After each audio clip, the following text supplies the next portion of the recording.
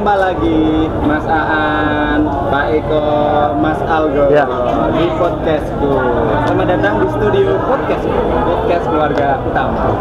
Luar biasa. Kita hari ini ngobrol-ngobrol terkait dengan pemberdayaan yang sudah dilakukan oleh ULAS masing-masing. Siap. Ini dalam rangka Silatnas, menyemarakkan Silatnas yang ke-13 di Cirebon. Nah, gitu. Kita mulai dari Mas Algo nih. Oke. ULAS MKU Bismillah. Siap. Silahkan Mas, apa yang dilakukan oleh teman-teman ULAS MKU Bismillah untuk memberdayakan masyarakat di sekitar Kendal ya ini ya? Kendal, okay. Kendal sama Temanggung. Kendal sama Temanggung. Karena perbatasan, Temanggungnya perbatasan. Oke. Silakan cerita. Untuk pemberdayaannya memang ya karena Bismillah, cerita dulu ya awalnya. Bismillah, alhamdulillah ini sudah dari 96, jadi lumayan nek ukuran orang sih masih remaja, masih usia produktif. Tapi untuk sebuah lembaga dari tahun 96 sekarang 2022 itu 27 tahun kan sudah lumayan. Sudah saatnya menikah. Sudah saatnya menikah dan punya anak. Jadi program pemberdayaan memang banyak. Ya awalnya memang trial error sih kita pemberdayaan, coba gagal lagi dan itu mesti dulu Pak Bimo bilang itu kalau memberdayakan orang dari 50 itu 5 sudah berhasil aja sudah bagus. Makanya kita ya masih baru coba salah. Salah satu yang mungkin bisa muncul itu salah satunya mungkin di kita ada abon ayam. Ya. Ini sobat MKU produk abon ayam murni. Ya, ayam MKU Bismillah. Dapatkan produknya di Instagram berikut. Terus ini awalnya sih cuma kita ke pertemuan kelompok ibu-ibu biasa. Ibu-ibu kan ada arisan terus. Nah ini kelompok ibu-ibu NA itu yang ibu-ibu Muhammadiyah. Nasyiatul Aisyah. Terus perkumpulan sana kebetulan ada sesi kosong, makanya Bismillah diminta ngisi. Kita bingung ngisi apa. Kebetulan salah satu di tim Bismillah ada yang bisa masak abon. Oke, kita cari masak abon aja. Dan ternyata diajari abon nih ada salah satu ibu yang memang dia benar-benar sudah punya jiwa fight yang konsentrasi betul. Dia mendalami betul sampai di ke orangnya itu juga si pelatihnya itu juga didatangi. Ternyata dia benar-benar pengen semangat sekali. Dan ternyata memang dia sedang butuh usaha nih. Nah, karena suaminya pas itu dulu habis resign dari sebuah pabrik. Beliaunya juga ibu rumah tangga, makanya butuh masukan untuk keluarganya. Maka dia belajar abon ini dengan sungguh-sungguh lah. Terus kita support mulai dari cara masaknya, packingnya, brandingnya. Terus dulu kita juga sediakan alat. Dan alhamdulillah sediakan alat oleh ULAS dulu. Kan alat yang harus ada itu spinner untuk ngeringan abon. Dulu sih nggak mahal banget sih dulu, memang satu unit spinner itu dulu kayaknya kita belikan itu 1.600.000, 2 juta. Itu kapasitas 3 kilo. Itu sama timbangannya jadi 2 juta waktu itu.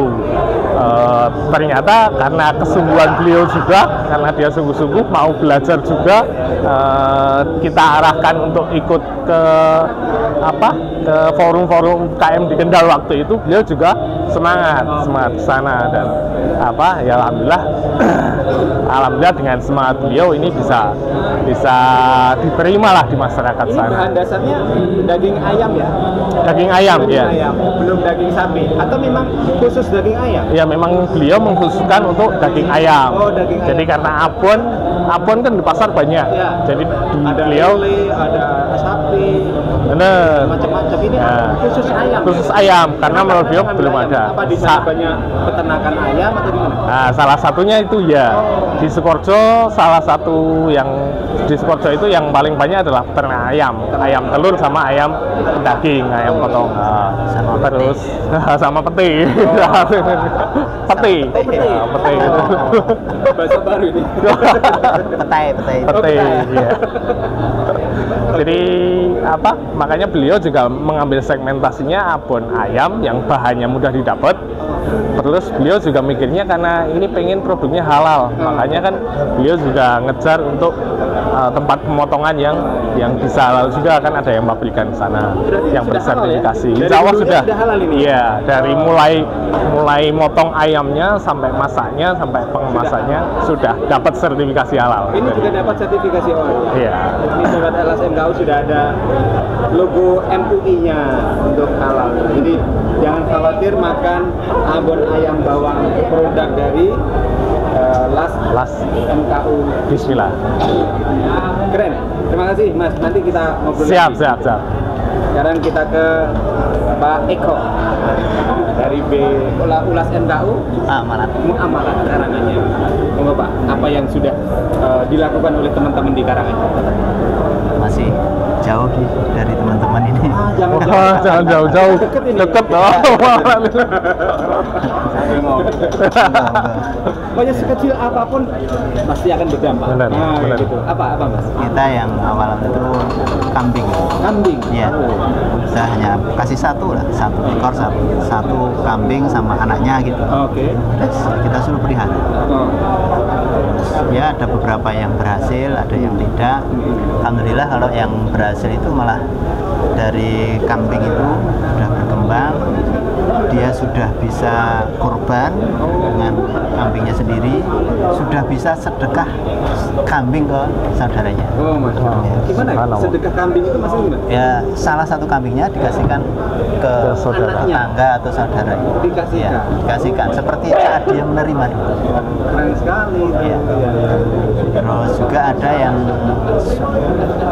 sudah terbiara cukup banyak, terus waktu anaknya masuk pondok buat biaya. Biaya. Satu orang dikasih berapa? Kalau awalnya satu sama satu anaknya kambing. Satu indukan.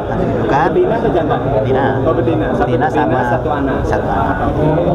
Terus itu dipelihara oleh mereka. Ya, kalau yang tekun itu ya sama seperti itu. Tapi ya sebagian besar malah ya belum apa-apa sudah dijual. Karena BU Pak. Iya. Butuh uang. Iya. Butuh uang cepat Pak. Ya dari yang sudah berhasil itu sebenarnya juga kita istilahnya apa? Kita berikan informasi itu kepada mereka-mereka yang dapatnya. Sekarang ada berapa Pak yang diberi tadi apa ya istilahnya? Itu sistemnya gaduhan atau diberikan hibah? Hibah. Nah, berapa orang Pak yang sudah diberi? Ya sekitar 100 lebih lah. Masya Allah. Satu orang berapa itu? Satu indukan plus satu anak itu berapa? Harganya sekitar 2 juta. 1,5 sampai 2 juta. 1,5 itu sudah dua-duanya. Umur berapa anaknya? Umurnya ya macam-macam sih. Macam-macam. Kalau yang awal-awal itu malah satu indukan saja. Yang istilahnya yang carinya yang hamil. Oh iya. Biar Nah ini menarik. Kenapa kok tambah anak Pak? Biasanya kan jantan betina. Biasanya kan begitu. Yeah. Kok ini karena sekarang aja kok bikinnya betina dan anak. Ini kenapa nih? Ya, kalau di kampung itu kan kambing jantan itu bisa pinjam. Oh. Ya, pinjam. Jadi kita misalnya punya indukan berapa indukan, pinjam kambing jantan ke tetangga itu bisa. Biasanya ada seperti itu. Jadi kalau kita sama anaknya kan lebih cepat itu berkembangnya. Anaknya besar, terus mungkin yang induknya juga bisa ambil lagi. Bunting lagi, cepat beranak lagi. Jadi ini sebagai biar mereka tambah semangat ya. Begitu ngelihat pertumbuhan anaknya itu semakin besar, itu dia semangat lagi gitu. Menarik. Ini terus kemudian betinanya dikawinkan lagi, dapat anak lagi, yang ini dijual gitu ya. Iya. Ya kita lah. Kalau sebelum misalnya jadi 4 atau 5 jangan dikurangi dulu lah jumlahnya gitu. Tetap jaga ya. Nah, ini diberi pembinaan nggak oleh Ulas Amalat? Ya, sesekali. Belum terjadwal, sekali aja. Ada mendatangkan dokter hewan atau apa ketika terjadi masalah? Belum. Oh, belum ya. Jadi kita hanya sesekali kita kumpulkan, dari yang berhasil kita suruh bicara. Bicara motivatornya. Anunya apa? Istilahnya timnya kok bisa berkembang itu kita suruh bicara. Apa Pak? Yang membuat mereka itu berkembang ternaknya itu apa sih sebenarnya? Karena banyak BNT yang jarang loh bisa dan saya program kayak gitu. Dombanya jadi motor dulu. Karena ya butuh uang cepat. Yang paling banyak itu dijual untuk berobat gitu. Iya benar, bayar anak sekolah yang jadi titik kuncinya itu apa sih sebenarnya mereka bisa berhasil tuh? Karena ya memang dari mereka itu yang berhasil itu bersabar untuk biar dulu saja, biar jadi dulu. Misalnya kalau sudah ada beberapa ya butuh baru dikurangi atau dijual, itu kan yang ada itu masih bisa dijalankan lah istilahnya, masih dijalankan. Ya di situ mungkin yang tidak kesusu lah, sundang duit. Terima kasih Pak Eko, menarik tadi. Ini di tempat saya juga kalau kambing itu banyak yang nggak berhasil ya Pak. Tadi butuh uang cepat tadi loh. Tapi kan itu hanya program pendamping lah istilahnya, bukan jadi program utama untuk mata pencaharian kan. Iya, mereka punya modal mereka bertani, gitu ya. Mereka bertani yang untuk kebutuhan sehari juga dari situ.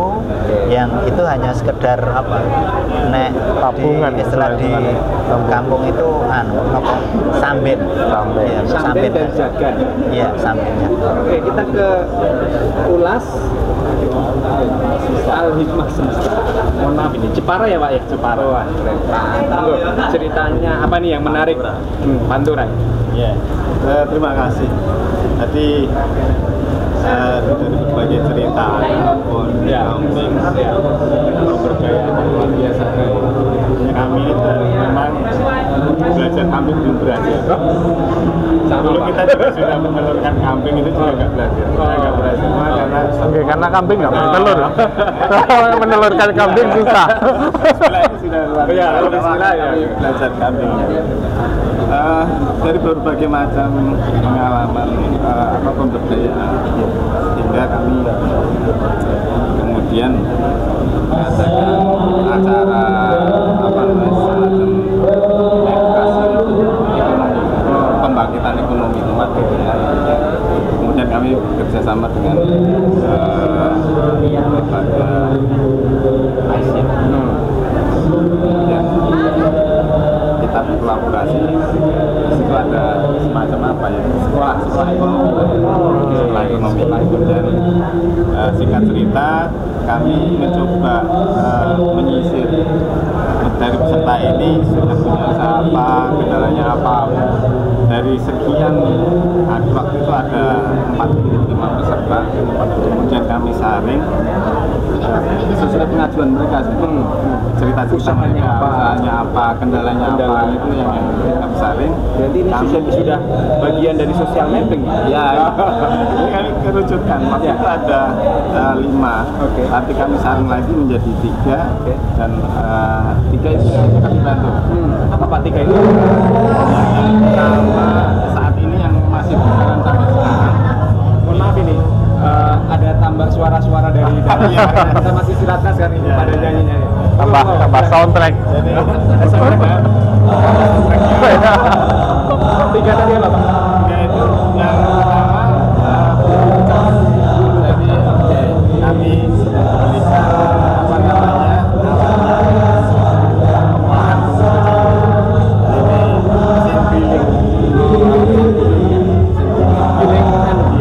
berikan untuk mencampur tadi ya. Biasanya mereka kan masih ngepal, terlalu berat. Akhirnya kemudian yang lain jualan ya kami memfasilitasi tempat. Di fasilitas itu disewakan tempat food court gitu. Ya, semacam ya kayak lapak kampung. Di kampung-kampung. Ya. Keren itu. Satu orang. Ya. Kemudian yang masih kami teruskan juga sekarang karena lebih kita fokuskan ke sana. Ya. Itu satu usaha yang tadinya keripik buat. Ini ada keripik salah. Kayak keripik salah ini. Ya, seperti itu sih. Kemudian ada keripik kacang, keripik pisang, keripik semangka, keripik melon. Ya, bisa. Makanya kami belikan alat itu. Kemudian vacuum frying kayak gitu. Vacuum fryingnya. Ya, kita waktu itu belinya sampai 5. Oh, masya Allah. Terus yang sekarang lebih fokus itu kami ke moka. Iya, ke tepung sebenarnya. Oh, ke tepung. Pada dasarnya kami karena ini adalah apa ya, contoh utama. Selama ini Mokaf itu apa sih, Pak? Mokaf itu Mungkin sobat Laskan tahu belum paham. Mokaf itu apa? Mokaf itu adalah singkatannya dari modified cassava flour. Tepung dari singkong. Tepung dari ubi atau singkong? Iya. Ubi pohon. Kalau ubi itu kan Putin. Ada ubi pohon, ada ubi jaya. Ubi kayu ya, ubi kayu. Ya. Mokaf itu dari ubi kayu. Nah itu yang berfungsi sebagai pengganti tepung yang lain seperti terigu. Yang utama itu. Karena apa? Saat ini terigu itu kan kita datangkan impor. Iya. 2021 11 juta ton Indonesia impor. Sedangkan hasil dari Indonesia belum ada. Iya. Masih kecil. Iya. 1%-nya aja nggak nyampe. Karena saat ini dari Litbang sedang penelitian untuk mengembangkan bagaimana bisa menanam. Nah, di sini sebenarnya sudah ditemukan sama Profesor Subagio mokaf, namanya mokaf. Bahan dasarnya singkong. Dan ini apa namanya yang bisa dipakai sebagai pengganti terigu maupun tepung. Tapi kualitas dari mokaf ini hampir sama dengan terigu. Ya, atau ini yang menarik. Yang menarik. Iya. Justru karena kami semangatnya juga untuk mengembangkan apa ya, food itu tidak hanya sekedar halal, tetapi bagaimana bisa healthy, bisa Sehat ya. Nah, dari sisi kesehatan, mokaf jauh lebih bagus dibanding terigu. Yang bahan gandum, bahan bakunya dari gandum. Ya. Karena di situ ada glutennya, muncul gluten. Gluten ini yang kemudian Sorry Pak, gluten itu apa sih? gluten itu semacam zat yang apa namanya, zat yang tidak baik untuk dikonsumsi bagi orang-orang diabetes maupun autis ataupun celiac disease. Celiac disease itu semacam apa ya? Jadi kayak ada misinformasi imun kita itu menyerang Pencernaan. Kayaknya Pak An ahli Iya. kesehatan juga. Kayaknya ahli Dokter kesehatan. juga ini ya, jangan. Ahli kesehatan juga ini. Jadi selain pemberdayaan juga kesehatan. Oh, luar biasa. Ini yang ingin kita angkat. Selain itu dari sisi kesehatan ini adalah mantap. Dan kemudian ini juga lokal wisdom. Karena penanam singkong itu banyak sekali, tetapi harganya sangat itu. Iya, benar. Itu yang jadi kendala Pak. Jadi kita itu sebenarnya kan katanya Indonesia ini penuh dengan semua sumber daya. Iya. Semua ada apa? Tongkat kayu jadi tanamannya itu singkong. Batu aja bisa jadi tanaman. Tongkat kayu jadi tanaman. Punya Malbus. Kayu dan Tapi batu. bagaimana kemudian merubah mindset yang tadinya sudah tepung kemudian ke moka. Ini kan nggak mudah ya. Ya, betul. Memang itu Akhirnya kan jadi produk kayak gini ya. Oh, ya. Ini salah satu contoh yang Ini bisa sobat langsung tahu produk dari moka. Moka mokaf ya, 100% mokaf. Hampir sama ya. Nggak ada bedanya dengan yang terigu ya. Iya. Tapi rasanya gimana ini? Sama dengan rasa terigu. Ini kinopo ican ini. Dibuktikan. Nek enggak percaya buktikan. Silakan. Baik. Terima kasih Pak Aan, Pak Eko, Pak Algon. Kun. luar biasa perbincangan kita hari ini. Ini sudah di penghujung. Mohon maaf tadi belum selesai kita ngobrolin, tapi kita nanti akan sambung lagi di lain kesempatan untuk kita bisa ngobrol terkait dengan pemberdayaan. Begitu Sobat Tafsir NKU, kita akan ketemu lagi di sesi selanjutnya. Terima kasih. Assalamualaikum warahmatullahi wabarakatuh.